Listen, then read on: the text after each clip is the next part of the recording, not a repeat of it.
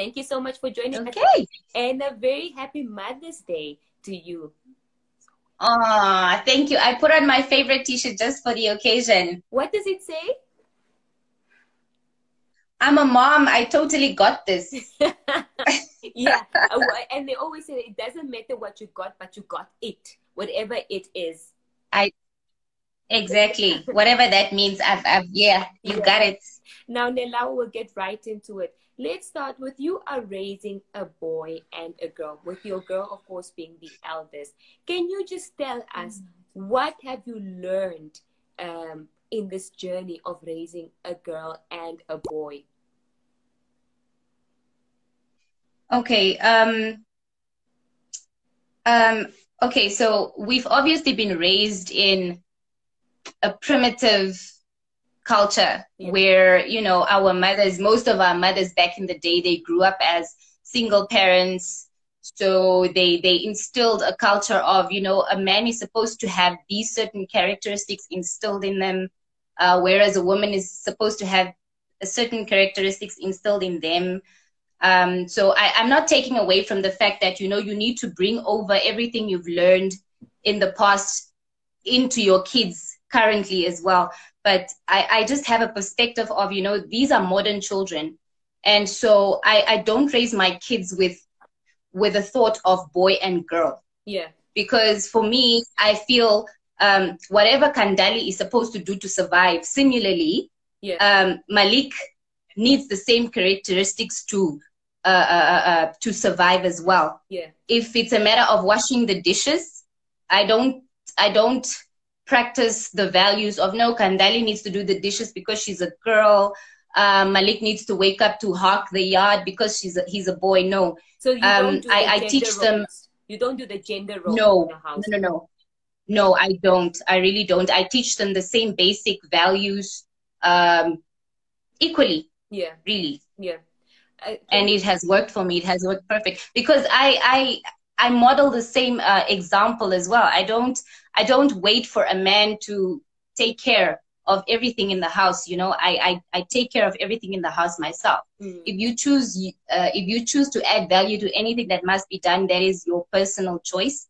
But I feel, you know, boys and girls must be raised to know that they have equal capabilities, if I can put it like that.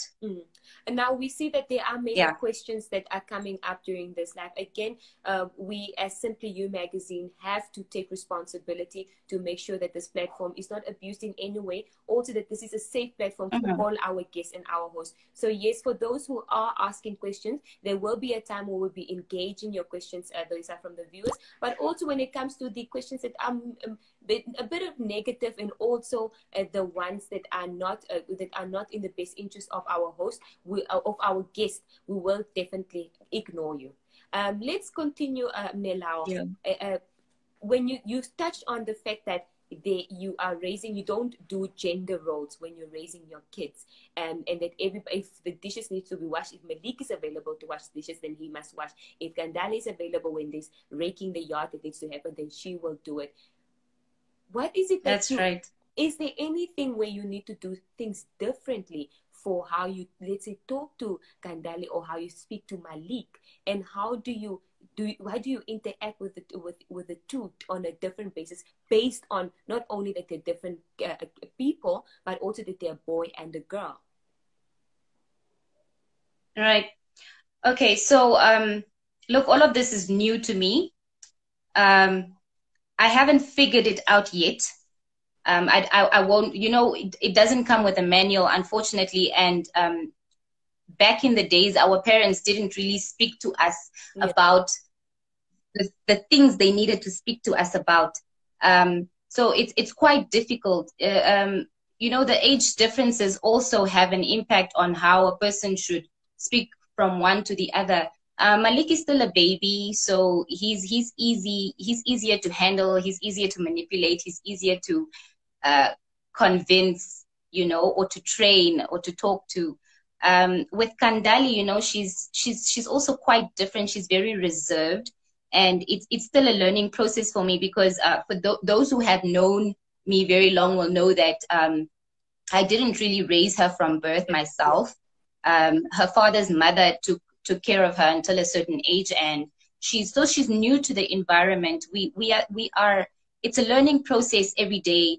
But I will say that I've instilled an open door policy in the house, because I feel it's important to let the children know that you are open to listen to anything, be it silly, be it, something of a magnitude to them and not to you. I just would love, I have taught them that I am here, and I'm open. My door is open to listen to whatever it is. And, they do know very well. I'm very honest with them to say that, look, I'm a young mother. Like you are learning, I'm also learning. So, don't expect perfection from me. Don't expect the right answers from me. Mommy is, new at it as well. Let's figure it out together, basically. So that's the kind of conversations we have. Again, you keep saying, and it goes back to what the other three mothers who we spoke to during the day also said. It's not about, you can never say that you're doing it right. And you might not be doing it right, but the most important thing is that doing it the best way you can do it. I want you to take us back to where you said that you didn't raise your child at first, your daughter, your firstborn yourself, but she was raised and it's something that's new. Maybe you can also just tell us, when it comes to a decision, because it's not something that's foreign. Many mothers or fathers even, or couples decide to have their kids, leave the kids with the grandparents or an aunt to raise.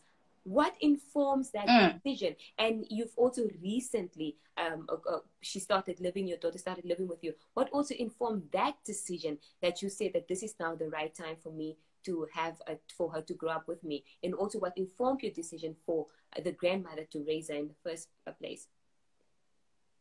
Right. Okay. So I'll openly share to say that I had her during my teenage years. And that was the factor that led me to actually leaving her with her father's mother to take care of, because obviously I was, unable. I had to finish school and I had to get my stuff together. And the reason it took so long for me to take her from there is because, personally, I was raised by my grandmother as well. And there are values an old woman, will instill in you that you can't, that she couldn't get living with me. I think between the two genders, I feel raising a son is slightly easier. Women are complicated. Really? And I just feel... I would be interested. Yes. I always thought that raising a boy is actually more complicated than raising a girl, because a girl, you put some pretty flowers in her hair and then that's it. And you teach her to be, because there's so much global support for raising the girl child. I always thought that the boy would be the most difficult. Why do you No. Personally, I feel that way because, women, we mature faster. We start to learn of things faster, and we are more curious than the opposite, than the other gender. And yes. So and also I was just it's just admirable how I grew up to being raised by an old lady.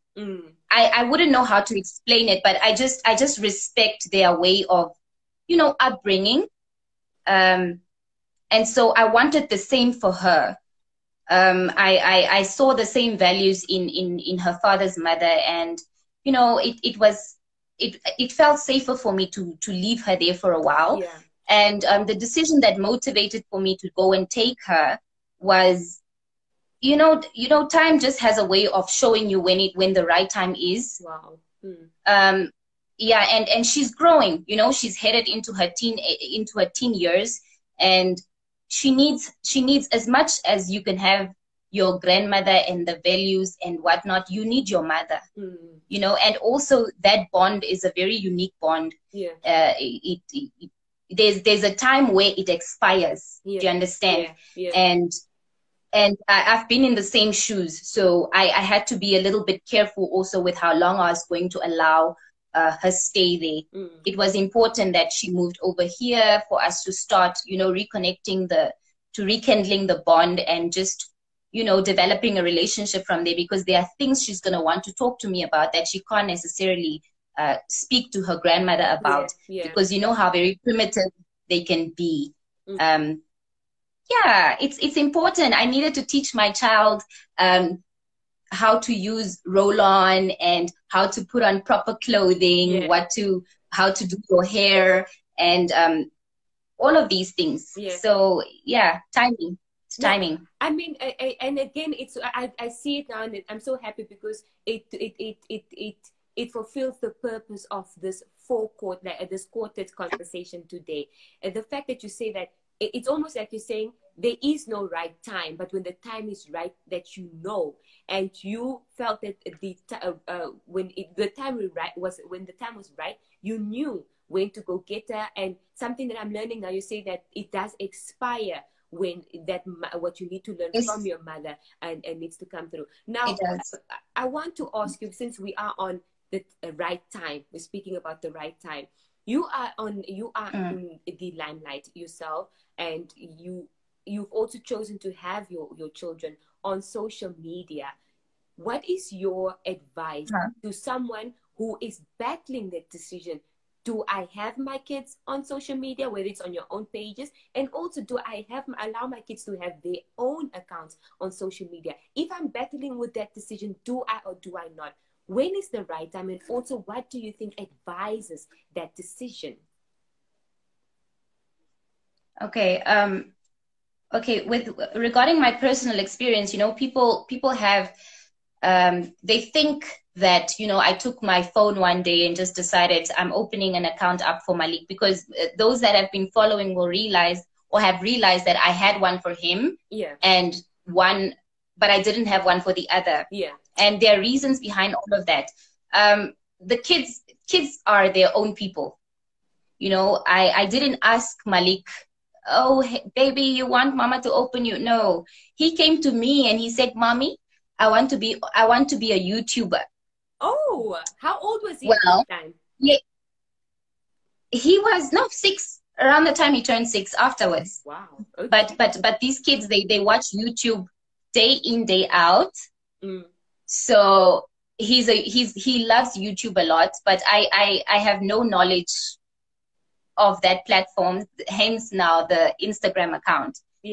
So he came to me, he asked me, and we pondered on it for a while, me and his father.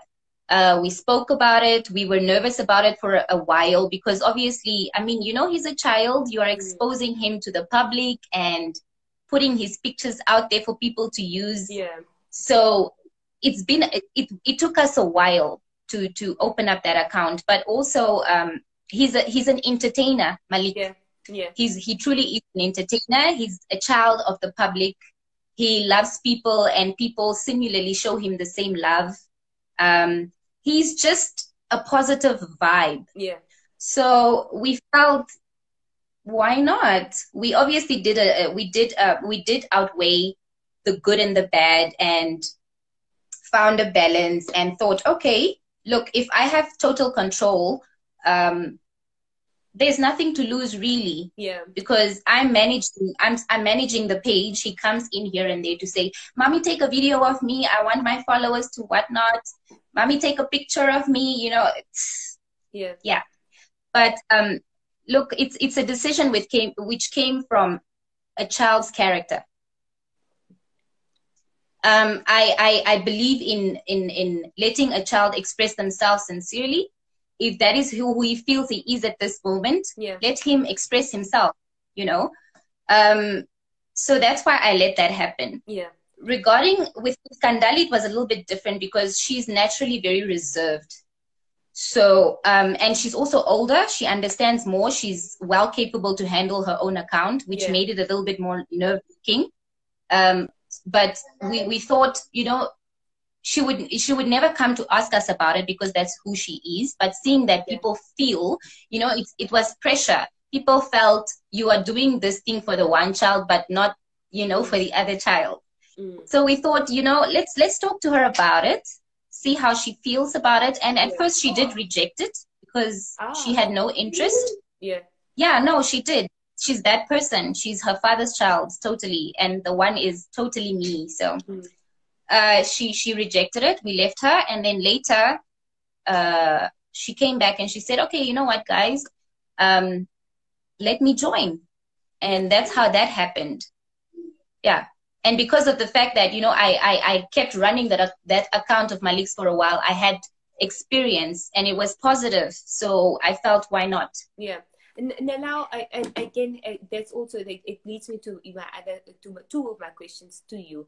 There's parents, I know that I'm my mom's favorite child.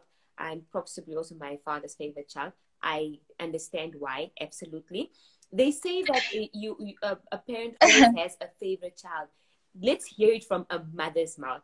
Is it true? Is it that a parent always has a favorite child? Or is it this that you have this character that you like about this child and this character that you like about this child? I really don't believe in favoritism at all. If you really think about it, favoritism actually comes from the children. Hey, true. They develop the favoritism. They really do. Yeah. And I think this is what leads to drawing a parent closer to the one child rather than the other. It's not a sense of favoritism as in I love the one more than the other. No. For me, it's a thing of, look, due to experience, my son is way more drawn to me than my daughter. Yeah. And I feel it's because we share a lot of personality traits. Yeah. You know? Yes. So there's a larger interest between the two of us, whereas she would rather go to sit with her father in the living room because she feels his personality trait is more interesting. And so they are drawn closer. It's not really favoritism per se. It's just that you are more not in my house, at least. Yeah, yes. And it goes back to am I comfortable with sitting in silence with this parent who is quiet, or will I go sit by mommy who talks all the time? You say something about how there was pressure from society's side to say that if you are doing it for the one child, why don't you do it for the other? Is there ever a time that you felt pressure from the, especially because again you are in the limelight, and also just from family and friends? Has there ever been pressure where people tell you, or they show you, or tell you, or they try to make you believe that you are favoring your one child over the other? Oh, I've had that. I've had that backlash from the public for the longest time, honestly. But I'm not drinking red, like it's juice. We don't want to